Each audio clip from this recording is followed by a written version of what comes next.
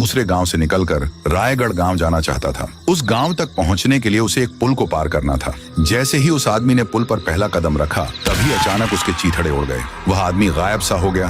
बस उसके खून के छींटों के अलावा कुछ नहीं बचा। कुछ समय बाद एक शादी की जीप इसी पुल से गुजरकर रायगढ़ गांव जा रही थी। बारात में खुशियां थीं, पर जीप जैसे ही पुल के बीचों बीच पहुंची, एक अचानक और ताकतवर झटके से वह पूरी जीप पुल के नीचे गहरी नदी में गिर गई। ऐसा लगा किसी ताकतवर चीज ने उन्हें धक्का दिया हो।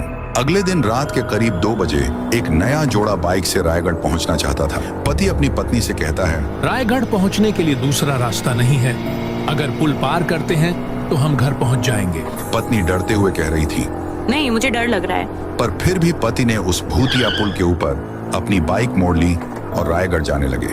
तभी अचानक जोर जोर से बिजलियां कड़कने लगी। पति ने वहीं बाइक रोक दी और उनके सामने आई एक चुड़ैल। उसका सफेद मुंह और काली आंखें थीं। उस चुड़ैल ने पति को गुस्से से कहा, तुम्हारी हिम्मत कैसे हुई इस ब्रिज पर आने की? अब तुम कभी लौट नहीं पाओगे। और हंसने लगी। पति ने हिचकिचाते हुए कहा, कौन है तू? चली जा यहाँ से। मैं कह रहा हूँ। चुड़ैल एकदम से गायब हो गई और फिर जोर जोर से हंसने की आवाज आने लगी। पति पीछे मुड़ा तो वहीं पीछे वही चुड़ैल डरावनी हंसी के साथ हंस रही थी। और तभी एकदम से उस चुड़ैल ने उनकी छाती पर खंजर घुसा डाला। दोनों वहीं पर मर गए और फिर चुड़ैल फिर से हंसने लगी। उसकी तेज आवाज के साथ चुभने वाली हंसी पूरे ब्रिज में गूंजने लगी। पूरा ब्रिज हिलने लगा। इस शापित ब्रिज के उस पार था एक बसा हुआ छोटा सा गांव। ये रायगढ़ गांव शहर से थोड़ा दूर था। इस गांव तक पहुंचने के लिए बहुत रुपए खर्च करके पत्थर का पुल बनवाया गया, बड़ी मेहनत से। गांव में पुल के सामने ही बड़ा सा आलीशान घर था। ये घर थुंग थुंग का था। उसकी शादी 2 साल पहले राधिका से हुई थी। थुंग थुंग शहर में बड़ा जाना माना सिविल इंजीनियर था और 2 साल बाद पहली बार थुंग थुंग राधिका को लेकर रायगढ़ आया। आने के लिए पुल के होते हुए नाव से आना पड़ा। इस बात का राधिका को ताज्जुब हुआ। तभी नदी के अंदर से कई लाशें तैरती हुई दिखी। राधिका यह देख दंग रह गई। नाव चलाने वाले ने बताया, जरूर उन्होंने उस भूतिया पुल से जाने की कोशिश की होगी साहब, और उस पुल वाली चुड़ैल ने इनको मार डाला होगा। यह सुनकर राधिका और ज्यादा डर गई। इस गांव में आते ही दोनों घर के अंदर सो गए, पर रात भर राधिका सो नहीं पाई। नींद में भी उसे वह तैरती हुई लाशें बार बार सताती रहीं। वह डरावने सपने देखती रही और डर के मारे उसने थुंग थुंग को नींद से जगाया और कहा, वो लाशें और वो डरावना भूतिया पुल, आखिर क्या राज है उसका? और वो नाव चलाने वाला क्या कह रहा था?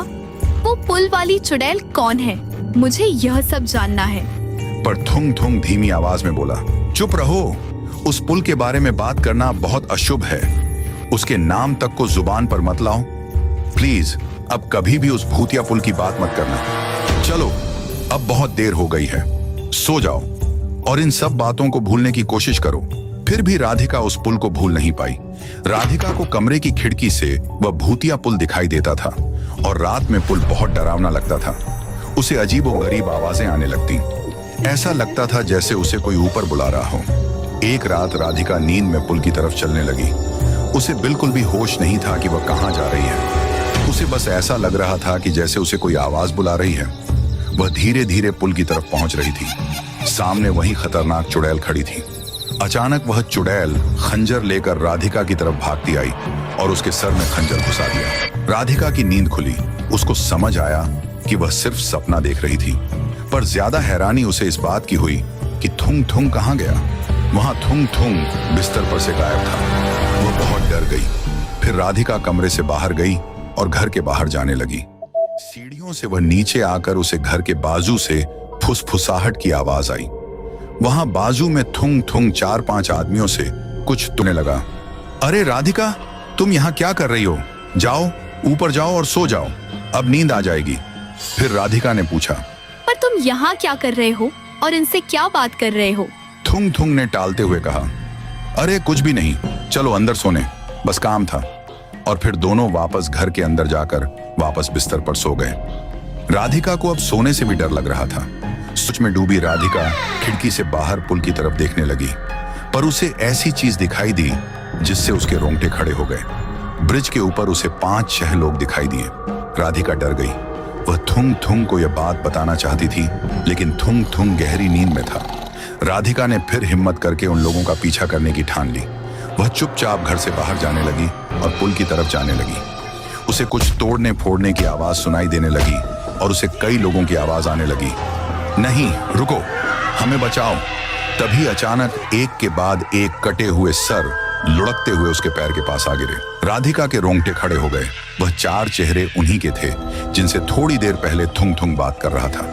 तभी चुड़ैल की आवाज गूंज उठी, इन चारों को पुल तोड़ने के लिए तुम्हारे पति ने भेजा था, लेकिन इनके खुद के सिर के टुकड़े टुकड़े हो गए। फिर से अगर ऐसी कोशिश की तो अंजाम बुरा होगा। राधिका को चुड़ैल और कटे हुए सर देख चक्कर आ गई, पर उसे थुंग थुंग घर के अंदर वापस ले आया था। राधिका की जब नींद खुली तो उसने पाया कि वह अपने घर में थी। उसके मन में कई सवाल घूम रहे थे। वह वहां कैसे आई? उसने वह पुल तोड़ने के लिए 4 लोगों को क्यों भेजा? थुंग थुंग ने कहा, बस अब एक पल भी नहीं रुकना, हम अभी के अभी वापस शहर जा रहे हैं। इस गांव में रहना अब जरा भी खतरे से खाली नहीं है।